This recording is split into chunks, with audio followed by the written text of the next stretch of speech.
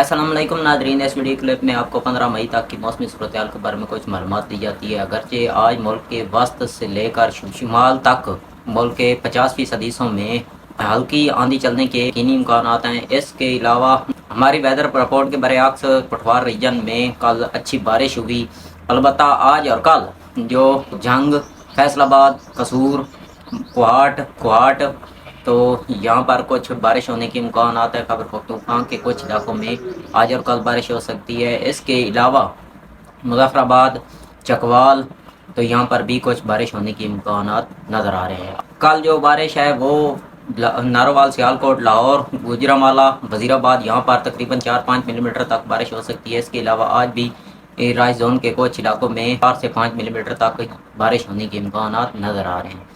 باقی 6 مئی سے لے کر تقریباً 15 مئی تک کے درمیان ملک کے میدانی علاقوں میں کوئی بارشی ایکٹیویٹی نظر نہیں آ رہی، البتہ ٹمپریچر دن بدن بڑھے گا اور شدید گرمی پڑنے کے امکانات نظر آ رہے ہیں۔